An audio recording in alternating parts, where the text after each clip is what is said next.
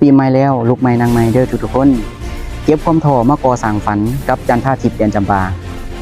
สำหรับวันนี้จันทาทิพย์มีข้อมูลหรือมีสาระน่ารู้ดีๆที่จะมาแบ่งปันเพื่อนๆ1บ่ฟังเสียงอคติการที่เฮาบ่ไปเสพข่าวลบหรือการที่ว่าเฮาบ่ไปอ่านข้อมูลลบๆมันจะเฮ็ดให้ระบบในความคิดเฮาดีขึ้น2หักในสิ่งที่เฮ็ดสำหรับไผก็แล้วแต่ถ้าหากว่าเฮ็ดในสิ่งที่หักแน่นอนจะเฮ็ดได้ดน3มุ่งมั่นคนที่มีเป้าหมายคนที่มีความคิดคนที่มีความฝันในการที่ลงมือเฮ็ด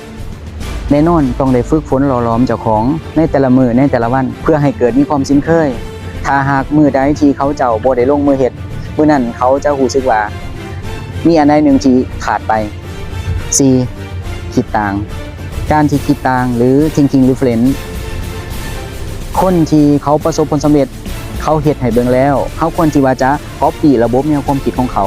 และเอาระบบแนวความคิดของเขามาต่อยอดหรือว่าเฮ็ดสิ่งดังกล่าวที่มันมีอยู่ให้มันดีขึ้นกว่าเก่า5พิจารณาในสิ่งที่เฮ็ดในเมื่อที่เฮ็ดสำเร็จแล้วเฮาจะมาพิจารณาเบิ่งในสิ่งที่เฮาเฮ็ดว่ามันตอบโจทย์หรือว่าตอบสนองได้หรือบ่ผลได้และผลเสียจุดดีและจุดอ่อนผลได้มันได้แนวใดแล้วผลเสียมันเสียแนวใดผลได้เฮาควรที่ว่าจะเฮ็ดต่อไปอีกผลเสียเฮาควรที่จะเอาจุดด้อยหรือว่าจุดเสียของมันมาปรับปรุงเพื่อเฮ็ดให้มันดีขึ้น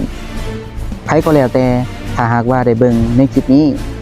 กดไลค์กดติดตามกดแชร์เพื่อเป็นกำลังใจในการเฮ็ดคลิปใหม่ให้แก่จันทาทิพย์เด้อขอขอบใจ